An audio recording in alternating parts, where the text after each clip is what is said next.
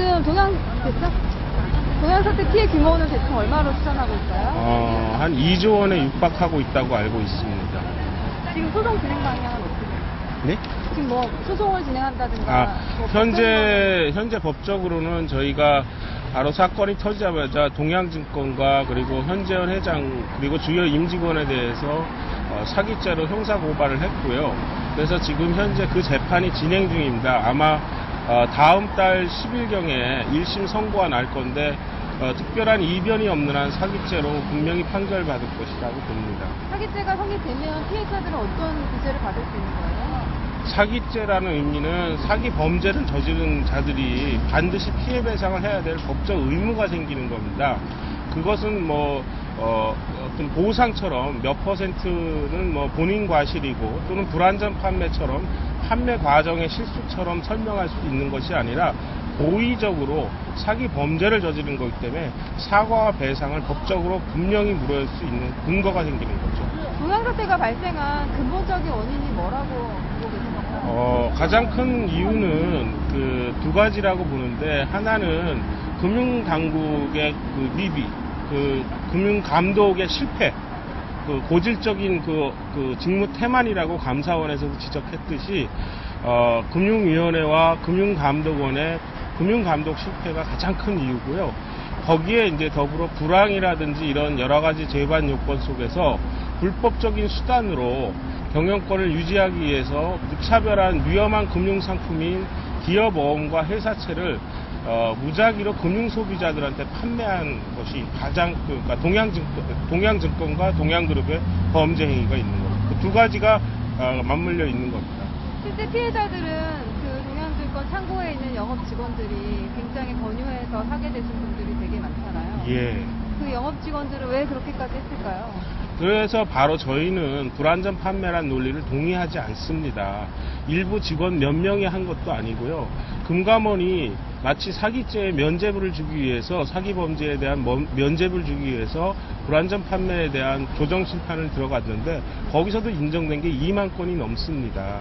그 얘기는 뒤집어 말하면 전 동양증권 모든 회사의 전 직원, 임직원 모두가 사기 범죄에 공동으로 가담해서 이러한 5만 명에 육박한 금융 소비자를 사기를 친 거예요. 그게 핵심입니다. 그 판매 창고 직원들은 회사의 판매 압박 이런 걸 팔아야 된다는 압박이 있어서 그 소비자들한테 이렇게 권유했던 거예요. 그럼에도 불구하다 할지라도 회사에서 범죄를 하라고 했을 때 같이 범죄에 동조한 거는 범죄자가 아닐 수가 없죠. 그들도 다 책임이 있습니다.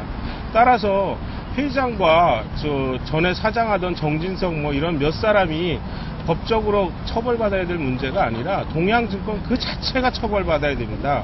저희가 주장하는 건 바로 유한타 증권으로 간판을 바꾼다고 해서 동양증권이 사기 판매를 했던, 금융상품을 사기 판매했던 범죄 사실이 사라지지 않는 거고, 따라서 그 책임을 동양증권 전체에게 물어야 된다라는 겁니다.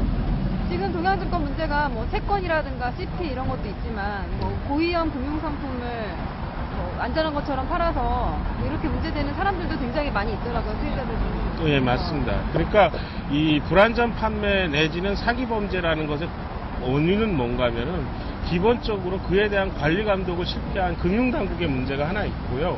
또 하나는 그러한 범죄를 기획을 합니다. 이 사람들은 법정관리 들어가기 전에 갚을 의사도 없고 갚을 능력도 없으면서 금융상품을 무작위로 속여가지고 금융 소비자들에게 판매하는 행위입니다. 그래서 이 일체의 행위를 범죄로 봐야 되는 것입니다.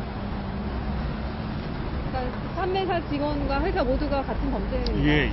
저희는 그렇게 봅니다. 그러니까 현재현 회장, 또 정진석 사장 이렇게만 처벌받을 문제가 아니라 동양증권 그 자체가 범죄 집단이라고 저희는 주장하는 겁니다. 지금 초기자본감시센터에서 나오셨잖아요. 예, 동양증권 말고 저희가 금융업 증권업 전반에 대해서 좀 문제점을 바라보고 있는데 예. 이게 비단 동양증권만의 문제는 아니겠죠? 예, 그렇습니다. 그러니까 기본적으로 우리나라의 금융 회사들은 금융 공공성을 잃어버린 지가 오래됐습니다. 금융기관으로서 금융 소비자들에게 신뢰를 줘야 되는 거고요. 그리고 산업 발전에 기여를 해야 되는 것이 금융기관의 고유한 목적이어야 됩니다. 그런데 과도한 수익을 쫓기 위해서 불법적인 수단, 편법, 탈법 다 동원해서 하는 이러한 영업 행태는 규제돼야 되는데 거꾸로 금융당국이 그에 대한 관리를 실패하고 그걸 부추기기도 하고 같이 그들과 공모해서 불법을 저지르면서 이익을 나눠 갖기도 합니다. 때가 되면 항상 드러나는 게 금융당국의 소위 말한 모피아들의 폐해들이 드러나는 게 바로 그 이유입니다.